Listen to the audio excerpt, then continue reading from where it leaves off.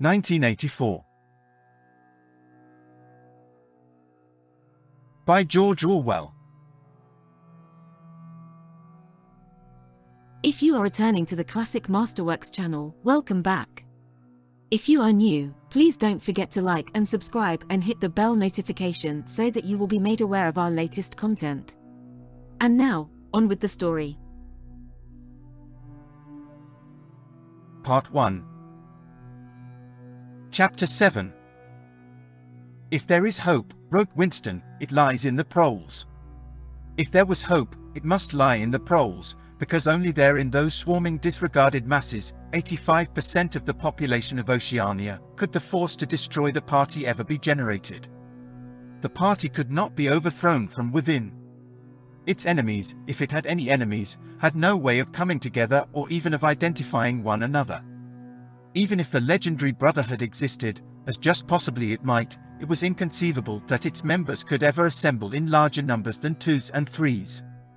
Rebellion meant a look in the eyes, an inflection of the voice, at the most, an occasional whispered word. But the proles, if only they could somehow become conscious of their own strength, would have no need to conspire. They needed only to rise up and shake themselves like a horse shaking off flies. If they chose, they could blow the party to pieces tomorrow morning. Surely sooner or later it must occur to them to do it. And yet, he remembered how once he had been walking down a crowded street when a tremendous shout of hundreds of voices, women's voices, had burst from a side street a little way ahead. It was a great formidable cry of anger and despair, a deep, loud oh oh oh oh oh, that went humming on like the reverberation of a bell. His heart had leapt. It started. He had thought. A riot. The proles are breaking loose at last. When he had reached the spot, it was to see a mob of 200 or 300 women crowding round the stalls of a street market, with faces as tragic as though they had been the doomed passengers on a sinking ship. But at this moment the general despair broke down into a multitude of individual quarrels. It appeared that one of the stalls had been selling tin saucepans. They were wretched, flimsy things, but cooking pots of any kind were always difficult to get. Now the supply had unexpectedly given out. The successful women, bumped and jostled by the rest, were trying to make off with their saucepans while dozens of others clamoured round the stall, accusing the stallkeeper of favouritism and of having more saucepans somewhere in reserve. There was a fresh outburst of yells. 2 bloated women, one of them with her hair coming down, had got hold of the same saucepan and were trying to tear it out of one another's hands. For a moment they were both tugging, and then the handle came off. Winston watched them disgustedly. And yet, just for a moment, what almost frightening power had sounded in that cry from only a few hundred throats? Why was it that they could never shout like that about anything that mattered? He wrote, "Until they become conscious, they will never rebel, and until after they have rebelled they cannot become conscious." That, he reflected, might almost have been a transcription from one of the party textbooks. The party claimed, of course, to have liberated the proles from bondage. Before the revolution they had been hideously oppressed by the capitalists, they had been starved and flogged, women had been forced to work in the coal mines, women still did work in the coal mines, as a matter of fact, children had been sold into the factories at the age of 6. But simultaneously, true to the principles of doublethink, the party taught that the proles were natural inferiors who must be kept in subjection, like animals, by the application of a few simple rules. In reality, very little was known about the proles. It was not necessary to know much. So long as they continued to work and breed, their other activities were without importance. Left to themselves, like cattle turned loose upon the plains of Argentina, they had reverted to a style of life that appeared to be natural to them, a sort of ancestral pattern. They were born, they grew up in the gutters, they went to work at 12, they passed through a brief blossoming period of beauty and sexual desire, they married at 20, they were middle-aged at 30, they died, for the most part, at 60. Heavy physical work, the care of home and children, petty quarrels with neighbours, films, football, beer, and above all, gambling, filled up the horizon of their minds. To keep them in control was not difficult. A few agents of the thought police moved always among them, spreading false rumors and marking down and eliminating the few individuals who were judged capable of becoming dangerous, but no attempt was made to indoctrinate them with the ideology of the party. It was not desirable that the proles should have strong political feelings. All that was required of them was a primitive patriotism which could be appealed to whenever it was necessary to make them accept longer working hours or shorter rations. And even when they became discontented, as they sometimes did, their discontent led nowhere, because being without general ideas, they could only focus it on petty specific grievances. The larger evils invariably escaped their notice. The great majority of proles did not even have telescreens in their homes.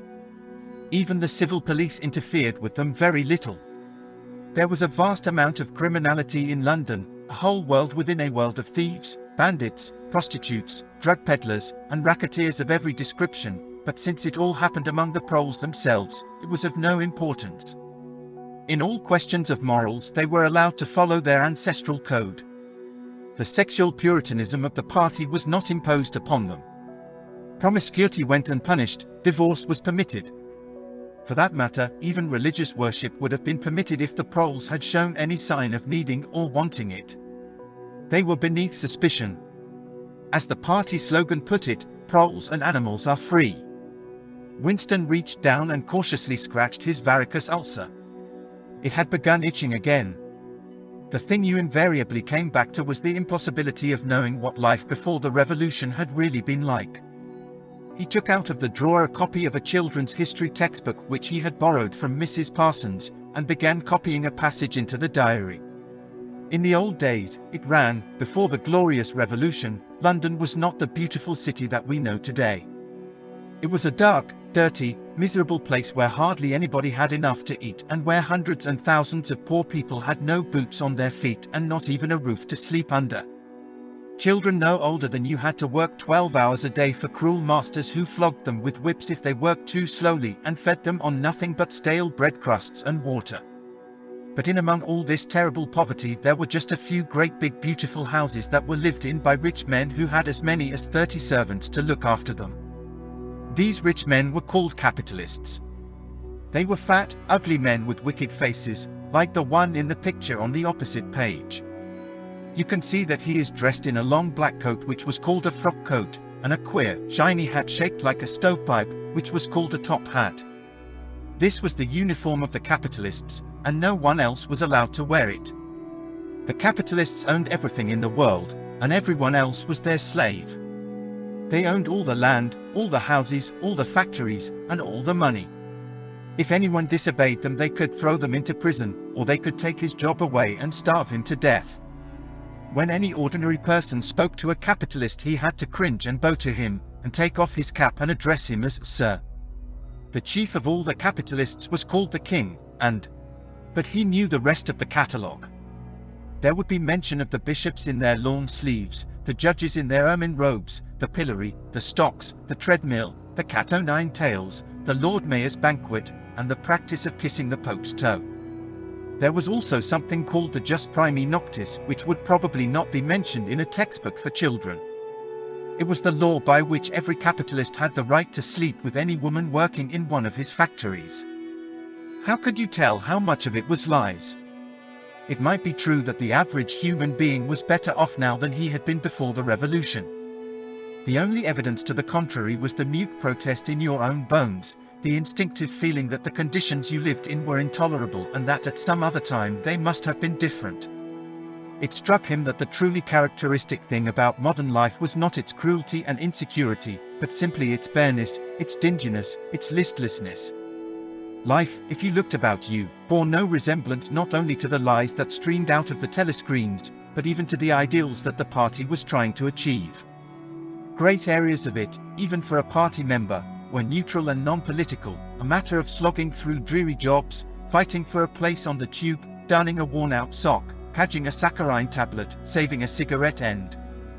The ideal set up by the party was something huge, terrible, and glittering, a world of steel and concrete, of monstrous machines and terrifying weapons, a nation of warriors and fanatics, marching forward in perfect unity, all thinking the same thoughts and shouting the same slogans, perpetually working, fighting, triumphing, persecuting 300 million people, all with the same face. The reality was decaying, dingy cities where underfed people shuffled to and fro in leaky shoes, in patched-up 19th-century houses that smelt always of cabbage and bad lavatories. He seemed to see a vision of London, vast and ruinous, city of a million dustbins, and mixed up with it was a picture of Mrs. Parsons, a woman with lined face and wispy hair, fiddling helplessly with a blocked waste pipe. He reached down and scratched his ankle again. Day and night the telescreens bruised your ears with statistics proving that people today had more food, more clothes, better houses, better recreations, that they lived longer, worked shorter hours, were bigger, healthier, stronger, happier, more intelligent, better educated than the people of 50 years ago. Not a word of it could ever be proved or disproved. The party claimed, for example, that today 40% of adult Poles were literate. Before the revolution, it was said, the number had only been 15%. The party claimed that the infant mortality rate was now only 160 per thousand, whereas before the revolution it had been 300, and so it went on. It was like a single equation with two unknowns. It might very well be that literally every word in the history books, even the things that one accepted without question, was pure fantasy. For all he knew, there might never have been any such law as the jus primi noctis, or any such creature as a capitalist, or any such garment as a top hat. Everything faded into mist. The past was erased, the erasure was forgotten, the lie became truth. Just once in his life he had possessed after the event, that was what counted, concrete, unmistakable evidence of an act of falsification. He had held it between his fingers for as long as 30 seconds. In 1973, it must have been, at any rate, it was at about the time when he and Catherine had parted. But the really relevant date was 7 or 8 years earlier. The story really began in the middle 60s, the period of the Great Purges, in which the original leaders of the revolution were wiped out once and for all. By 1970 none of them was left, except Big Brother himself. All the rest had by that time been exposed as traitors and counter-revolutionaries. Goldstein had fled and was hiding no one knew where, and of the others, a few had simply disappeared, while the majority had been executed after spectacular public trials at which they made confession of their crimes. Among the last survivors were 3 men named Jones, Aronson, and Rutherford. It must have been in 1965 that these 3 had been arrested. As often happened, they had vanished for a year or more, so that one did not know whether they were alive or dead, and then had suddenly been brought forth to incriminate themselves in the usual way. They had confessed to intelligence with the enemy. At that date, too, the enemy was Eurasia, embezzlement of public funds, the murder of various trusted party members, intrigues against the leadership of Big Brother which had started long before the revolution happened, and acts of sabotage causing the death of hundreds of thousands of people. After confessing to these things, they had been pardoned, reinstated in the party, and given posts which were in fact sinecures, but which sounded important. All 3 had written long, abject articles in The Times, analyzing the reasons for their defection and promising to make amends. Some time after their release, Winston had actually seen all 3 of them in the Chestnut Tree Cafe. He remembered the sort of terrified fascination with which he had watched them out of the corner of his eye. They were men far older than himself, relics of the ancient world, almost the last great figures left over from the heroic days of the party. The glamour of the underground struggle and the Civil War still faintly clung to them. He had the feeling, though already at that time facts and dates were growing blurry, that he had known their names years earlier than he had known that of Big Brother. But also they were outlaws, enemies, untouchables, doomed with absolute certainty to extinction within a year or 2. No one who had once fallen into the hands of the thought police ever escaped in the end. They were corpses waiting to be sent back to the grave. There was no one at any of the tables nearest to them. It was not wise even to be seen in the neighborhood of such people. They were sitting in silence before glasses of the gin flavored with cloves which was the speciality of the cafe. Of the 3, it was Rutherford whose appearance had most impressed Winston. Rutherford had once been a famous caricaturist, whose brutal cartoons had helped to inflame popular opinion before and during the revolution. Even now, at long intervals, his cartoons were appearing in the Times. They were simply an imitation of his earlier manner, and curiously lifeless and unconvincing. Always they were a rehashing of the ancient themes: slum tenements, starving children, street battles, capitalists in top hats. Even on the barricades the capitalists still seemed to cling to their top hats, an endless, hopeless effort to get back into the past. He was a monstrous man, with a mane of greasy grey hair, his face pouched and seamed, with thick negroid lips. At one time he must have been immensely strong, now his great body was sagging, sloping, bulging, falling away in every direction. He seemed to be breaking up before one's eyes, like a mountain crumbling. It was the lonely hour of 15. Winston could not now remember how he had come to be in the cafe at such a time. The place was almost empty. A tinny music was trickling from the telescreens. The three men sat in their corner almost motionless, never speaking. Uncommanded, the waiter brought fresh glasses of gin. There was a chessboard on the table beside them, with the pieces set out, but no game started. And then, for perhaps half a minute in all, something happened to the telescreens. The tune that they were playing changed, and the tone of the music changed too. There came into it, but it was something hard to describe. It was a peculiar, cracked, braying, jeering note. In his mind Winston called it a yellow note. And then a voice from the telescreen was singing. Under the spreading chestnut tree I sold you and you sold me, there lie they, and here lie we under the spreading chestnut tree. The three men never stirred. But when Winston glanced again at Rutherford's ruinous face, he saw that his eyes were full of tears. And for the first time he noticed, with a kind of inward shudder, and yet not knowing what he shuddered, that both Aronson and Rutherford had broken noses. A little later all three were rearrested. It appeared that they had engaged in fresh conspiracies from the very moment of their release. At their second trial they confessed to all their old crimes over again, with a whole string of new ones. They were executed, and their fate was recorded in the party histories, a warning to posterity. About 5 years after this, in 1973, Winston was unrolling a wad of documents which had just flopped out of the pneumatic tube onto his desk when he came on a fragment of paper which had evidently been slipped in among the others and then forgotten. The instant he had flattened it out he saw its significance.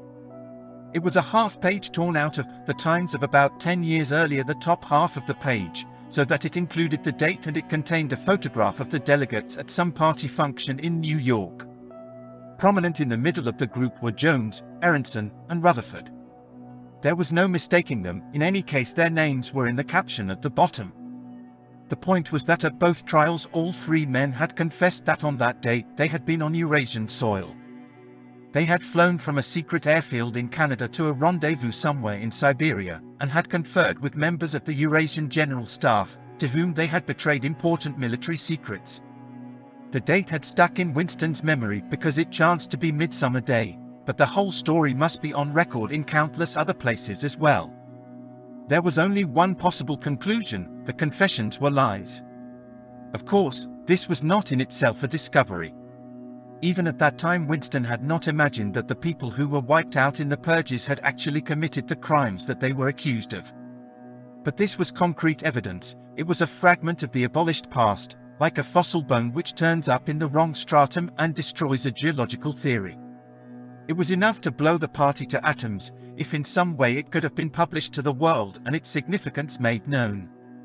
He had gone straight on working. As soon as he saw what the photograph was, and what it meant, he had covered it up with another sheet of paper. Luckily, when he unrolled it, it had been upside down from the point of view of the telescreen. He took his scribbling pad on his knee and pushed back his chair so as to get as far away from the telescreen as possible. To keep your face expressionless was not difficult, and even your breathing could be controlled, with an effort, but you could not control the beating of your heart, and the telescreen was quite delicate enough to pick it up. He let what he judged to be 10 minutes go by, tormented all the while by the fear that some accident, a sudden draft blowing across his desk, for instance, would betray him. Then, without uncovering it again, he dropped the photograph into the memory hole, along with some other waste papers. Within another minute, perhaps, it would have crumbled into ashes. That was 10-11 years ago. Today, probably, he would have kept that photograph. It was curious that the fact of having held it in his fingers seemed to him to make a difference even now, when the photograph itself, as well as the event it recorded, was only memory. Was the party's hold upon the past less strong, he wondered, because a piece of evidence which existed no longer had once existed? But today, supposing that it could be somehow resurrected from its ashes, the photograph might not even be evidence. Already, at the time when he made his discovery, Oceania was no longer at war with Eurasia, and it must have been to the agents of East Asia that the 3 dead men had betrayed their country. Since then there had been other changes too, 3, he could not remember how many. Very likely the confessions had been rewritten and rewritten until the original facts and dates no longer had the smallest significance. The past not only changed, but changed continuously. What most afflicted him with the sense of nightmare was that he had never clearly understood why the huge imposture was undertaken. The immediate advantages of falsifying the past were obvious, but the ultimate motive was mysterious. He took up his pen again and wrote, "I understand how, I do not understand why." He wondered, as he had many times wondered before, whether he himself was a lunatic. Perhaps a lunatic was simply a minority of one. At one time it had been a sign of madness to believe that the earth goes round the sun, today, to believe that the past is unalterable. He might be alone in holding that belief, and if alone, then a lunatic. But the thought of being a lunatic did not greatly trouble him, the horror was that he might also be wrong. He picked up the children's history book and looked at the portrait of Big Brother which formed its frontispiece. The hypnotic eyes gazed into his own. It was as though some huge force were pressing down upon you, something that penetrated inside your skull, battering against your brain, frightening you out of your beliefs, persuading you, almost, to deny the evidence of your senses. In the end the party would announce that 2 and 2 made 5, and you would have to believe it. It was inevitable that they should make that claim sooner or later, the logic of their position demanded it. Not merely the validity of experience, but the very existence of external reality, was tacitly denied by their philosophy. The heresy of heresies was common sense. And what was terrifying was not that they would kill you for thinking otherwise, but that they might be right. For, after all, how do we know that 2 and 2 make 4? Or that the force of gravity works? Or that the past is unchangeable? If both the past and the external world exist only in the mind, and if the mind itself is controllable, what then? But no. His courage seemed suddenly to stiffen of its own accord. The face of O'Brien, not called up by any obvious association, had floated into his mind. He knew, with more certainty than before, that O'Brien was on his side. He was writing the diary for O'Brien to O'Brien. It was like an interminable letter which no one would ever read, but which was addressed to a particular person and took its color from that fact. The party told you to reject the evidence of your eyes and ears. It was their final, most essential command. His heart sank as he thought of the enormous power arrayed against him, the ease with which any party intellectual would overthrow him in debate, the subtle arguments which he would not be able to understand, much less answer. And yet he was in the right? They were wrong and he was right. The obvious, the silly, and the true had got to be defended. Truisms are true, hold on to that. The solid world exists, its laws do not change. Stones are hard, water is wet, objects unsupported fall towards the earth's center. With the feeling that he was speaking to O'Brien, and also that he was setting forth an important axiom, he wrote, "Freedom is the freedom to say that 2 + 2 make 4. If that is granted, all else follows."